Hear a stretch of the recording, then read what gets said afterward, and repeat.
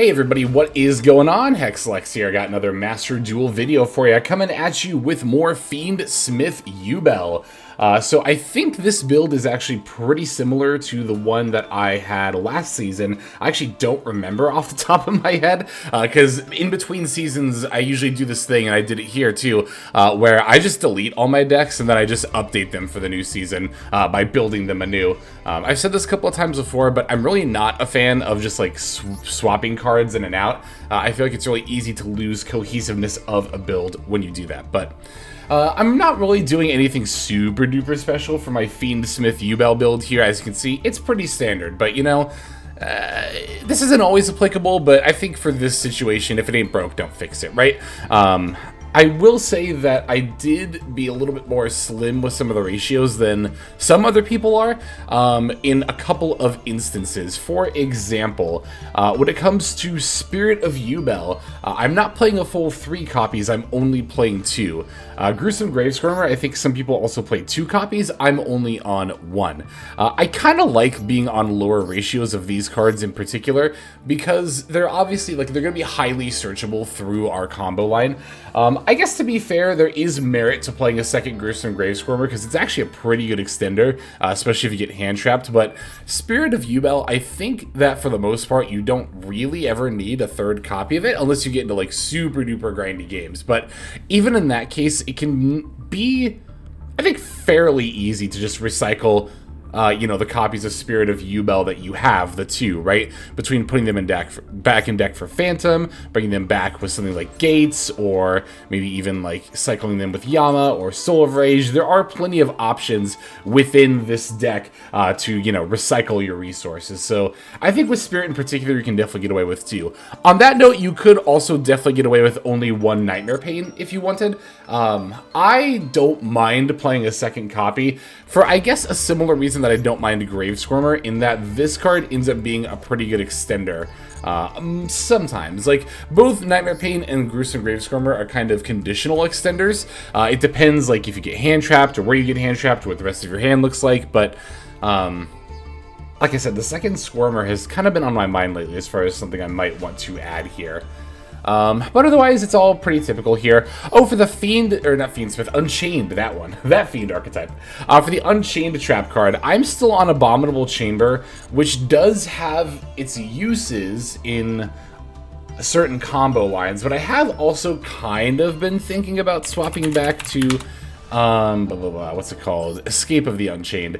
I mean, there's pros and cons to each of these, right? The big reason to play Abominable Chamber of the Unchained is that it lets you use your Unchained Soul of Rage as a combo piece on turn 1, which is useful quite a bit of the time. But I will say it's kind of like, I don't even know if it's 50-50. I'd say it's probably like 60-40 for me. About 60% of the time I don't need to use Rage as a turn 1 combo piece, but 40% of the time I do. And if you don't use Soul of Rage as a combo piece, you get an extra pop, an extra point of disruption in the form of Escape of the Unchained. But I don't know, I feel like Abominable Chamber is the safer option, and so that's the one that I went with as opposed to the super high rolly option. Because, like, the Yubel end board, especially if it goes uninterrupted, is already going to put out like 7 to 10 points of disruption anyway. What's one more pop with the Escape of the Unchained, right? I think the Abominable Chamber of the Unchained is definitely enough here.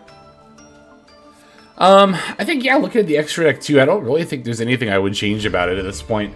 I think that this is kind of one of those meta decks where, unlike White Forest, for sure, I think Yubel is relatively solved, right? I think White Forest is a very unsolved deck. And what I mean by solved versus unsolved is that a quote-unquote solved deck is one where it's like, there's a general agreed upon, like, you know, within, I'd say about 37, 38 cards, like, this is what you always play. And I think that's definitely true of Yubel. I think a lot of your options come down to, do you want to play more hand traps, or do you want to play more of these, like, engine cards, right?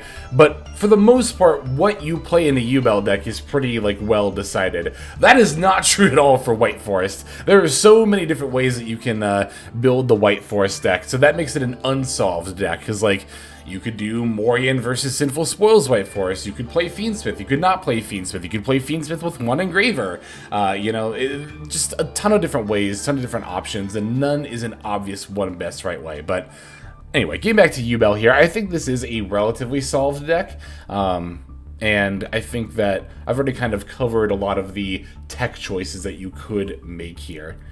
So in that regard, I think that's all I have to say about the list. Why don't we break it down card by card and then look at these games. Oh, for these duels, I'm going to show you a lot of games where we play in some kind of weird situations on turn one, whether we have kind of awkward hands or get hand trapped or both. So, yeah, that's going to be kind of like the overall vibe of these games here. But anyway, let's break this list down and then watch those. We're on 1 Fabled Lurie, 2 Droll Knockbird, 1 Chaos Summoning Beast, 3 Samsara D-Lotus, 1 Gruesome Grave Scrumber, 2 Maxi, 2 Dark Beckoning Beast, 3 Ash Blossom and Joy Spring, 3 Molcharmy Fuelos, 1 Unchained Soul of Sharvara, 2 Fiendsmith Engraver, 1 Yubel, 2 Spirit of Yubel, 1 Yubel Terror Incarnate, 1 1-for-1, 1 Fiendsmith Tract, 2 Nightmare Throne, 2 Opening of the Spirit Gates, 2 Nightmare Pain, 2 Call by the Grave, 1 Crossout Designator, 3 Infinite Permanents, and finally 1 Abominable Chamber of the Unchained. That's the main deck. For the extra, we're on 1 Fiendsmith Lacrima, 2 Phantom of Yubel, 1 Fiendsmith Desiree, 1 Beatrice Lady of the Eternal, 1 D&D Wave High King Caesar, 1 Veridros, the Final Bringer of the End Times, 1 Fiendsmith Requiem, 1 Unchained Soul of Rage, 1 Muckraker from the Underworld, 1 Unchained Soul Lord of Yama, 1 SP Little Light, 1 Moon of the Closed Heaven, 1 Fiendsmith Sequence, and finally 1 Appaloosa Bow of the Goddess. One last thing that I thought about as I was going through the list. I feel like some people might ask, but Hex, isn't there the Super Poly build of Yubel? So the deck isn't really solved, right? Because there's 2 builds. I don't think the Super Poly build with like Eternal Favorite or maybe even actual Super Polarization is bad, but I gotta level with you, I really don't think it's good.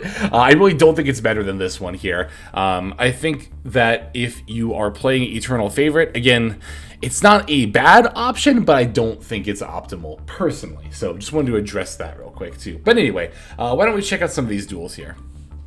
Okay, our first game is going to be against Melodious. Now, I'm going to have a couple of one-turn duels in here because, like I mentioned, I'm going to show you a lot of how we can play through hand traps and or kind of awkward hands. And some of our opponents end up conceding as soon as they realize that we can do that. So you look at this opening hand here, right? And I would definitely call this a kind of awkward opening hand.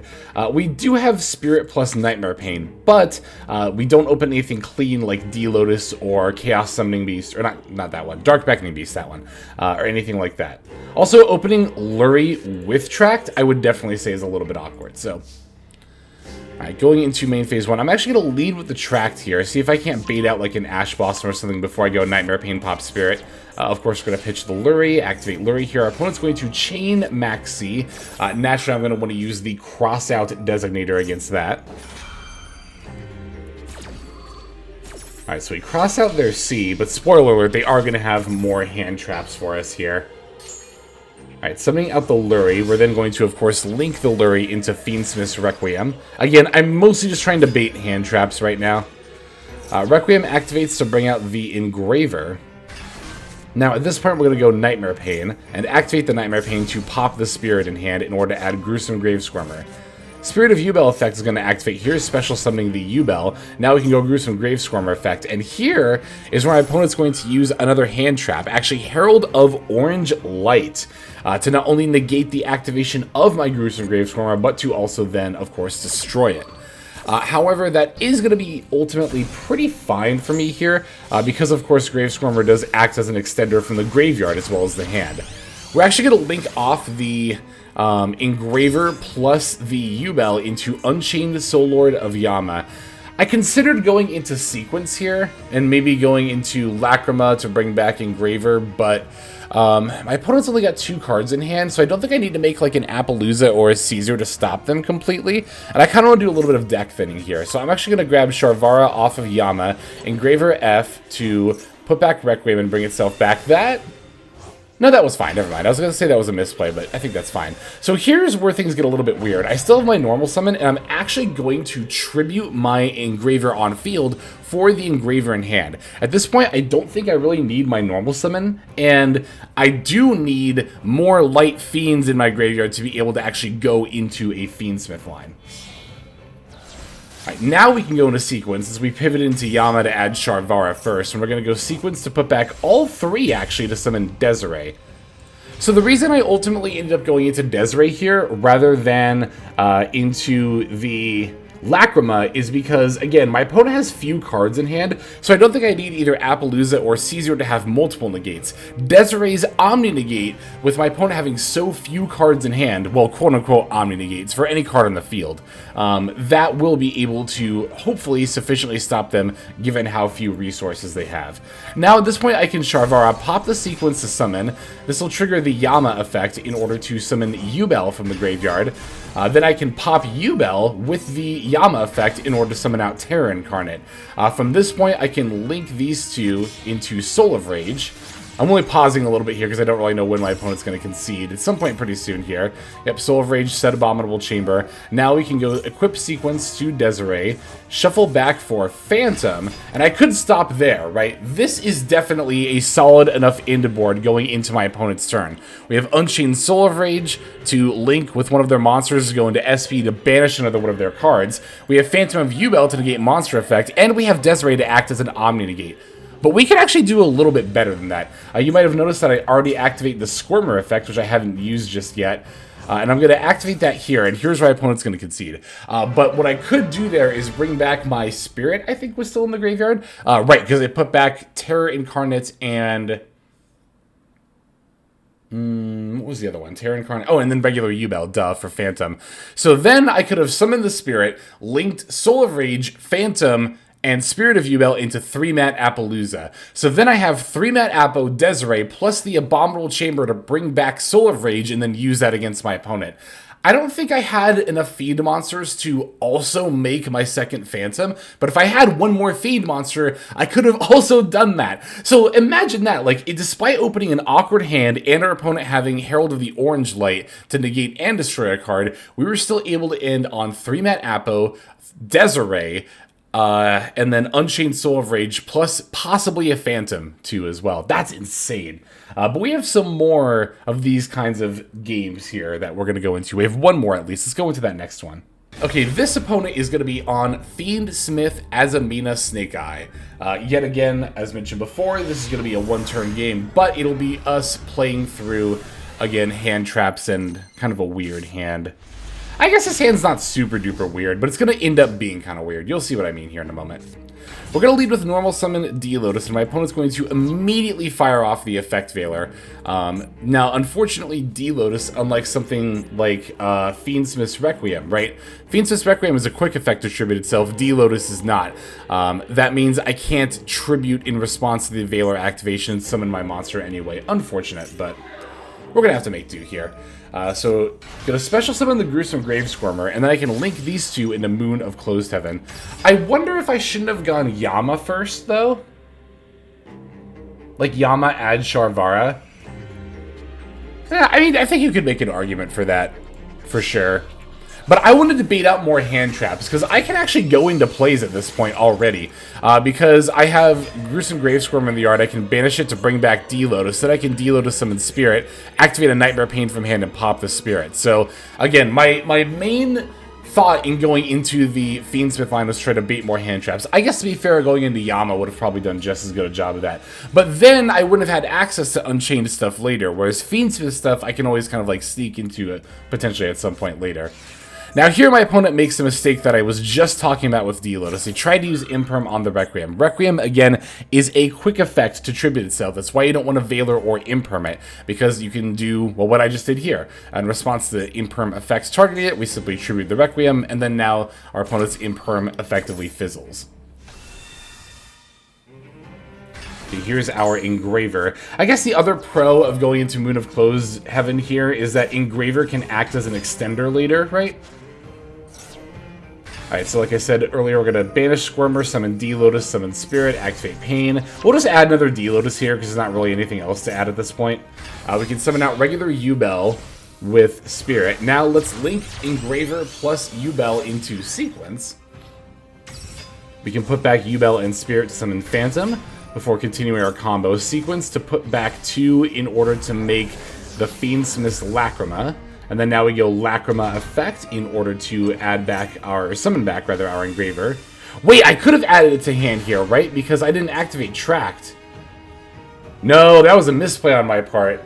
Well, I guess it depends what I go for here, right? If I was going to make just like a 3-mat Appo, which I was kind of thinking about doing, then I should have 100% added Engraver back to hand. That way I could have discarded it, add Tracked, Tracked for Lurie, discard Lurie, special Lurie, do a little bit of deck thinning before going into the Appaloosa. However, honestly, I don't even know if I need to go into Appaloosa here, because I already have Phantom plus Imperm, so I really could just make Caesar here is also a bit of an option. Then our sequence is kind of awkwardly still chilling on the board. Funnily enough, my opponent's just going to concede here. So clearly whatever was left in their hand wasn't enough to play through all this. But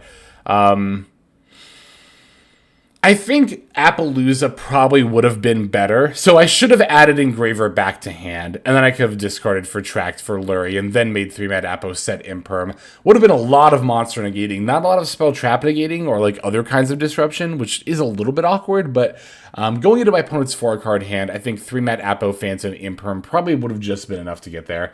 To be fair, Caesar, Phantom, Imperm also probably would have just been enough to get there. All right.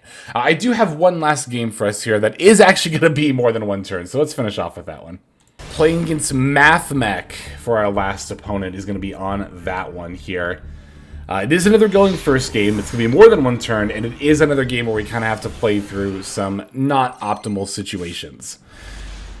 Our hand's actually, like, decent here, but it does kind of rely on this 1-for-1 going through. We have Call By for Ash Blossom here, to be fair, but does end up resolving. So you'll notice that I pitched the Sharvara there. Very easy to forget. I forget this all the time. Yama can add from deck or graveyard to hand. So that's why I pitched Sharvara, is because whenever I summon Yama later, I can just add it back to hand. Going for the Spirit, but my opponent does have an Imperm for a Spirit. Imperm being the one card that could really just stop me by itself here. Obviously cannot Call By an Imperm. So what I'm going to have to do is just kind of summon Phantom, set my 2, and then pass. Not ideal, but I mean, we have Max C, we have a Monster Negate, we have a Call By. It's not a lot going into an opponent's 5-card hand, but if you finesse it well enough, it should be enough in a situation like this. They're going to lead with Small World here, revealing Nabla, and then Fuelos in order to add Circular. Alright, so when they go to activate Circular Effect, naturally we're going to chain the Max C here. If my opponent had an Ash Blossom in response to Max C, I think I would actually activate Phantom? Ooh, that would be a difficult decision point, actually. Phantom or Called By here if my opponent chained Ash Blossom. You know, I'd probably just chain Call By, honestly. Like, it'd be tempting to chain Phantom, but not only would that... The Call By is a lot more niche of disruption than the Phantom is. Also, they could have Call By in their hand, which would make the Phantom kind of a moot point. But also, if they had Call By, you'd think they would use it against the Max C here. So, maybe not. I will Call By the Sigma here for sure, though. This forces them to have an extender in hand in order to continue their plays.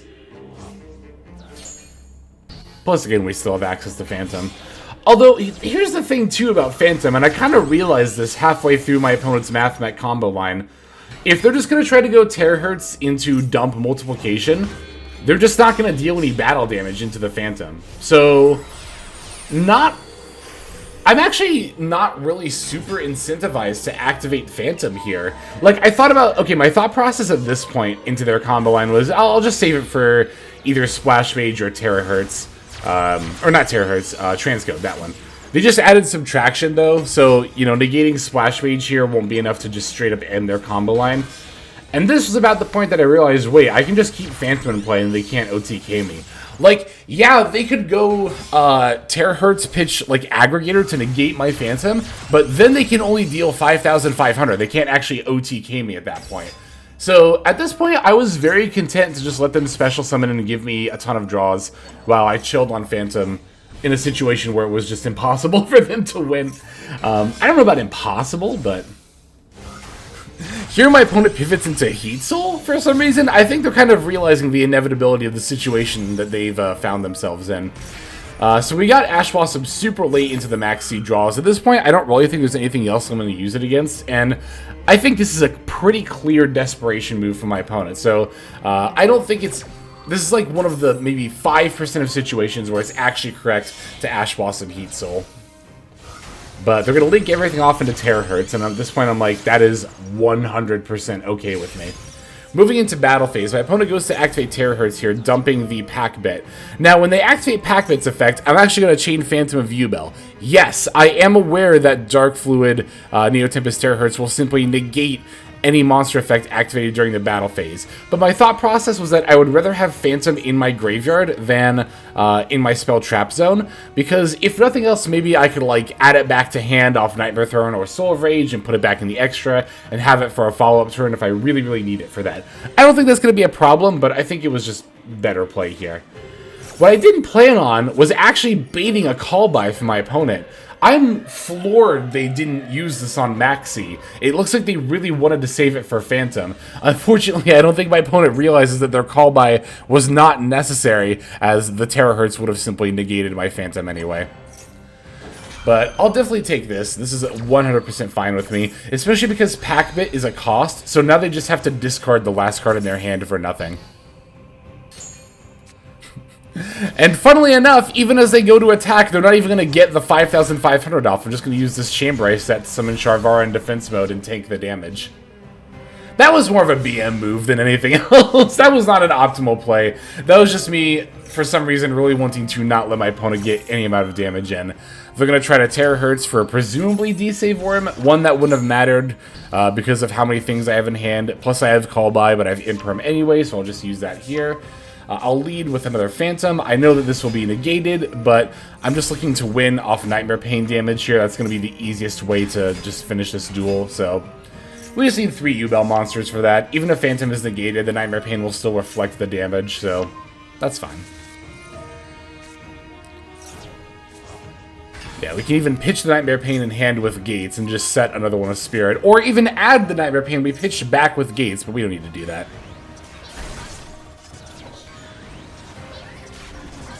And there we go. There is the game. Like I said, the fastest way to the game here is just to get 3 Yubel monsters in play.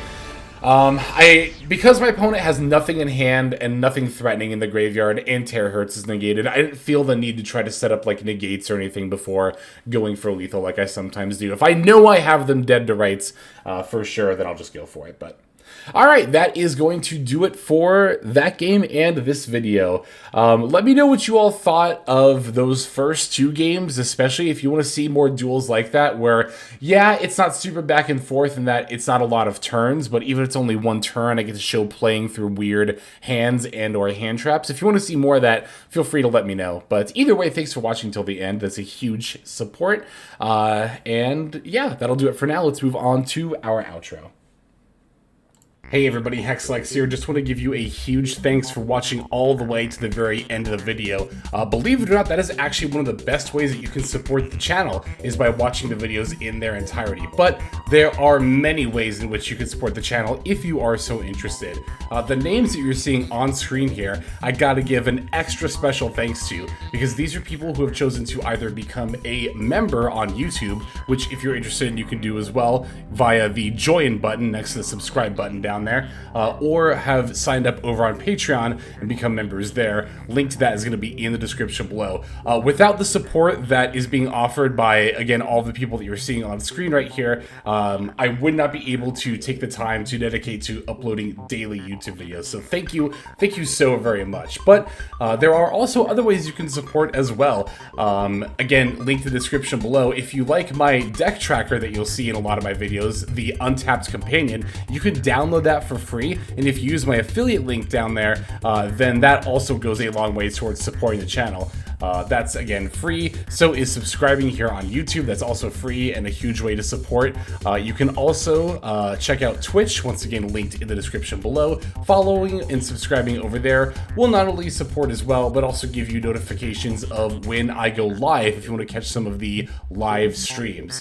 But really, no matter how you choose to support, it all adds up and it all definitely means the world. So thank you, each and every one of you.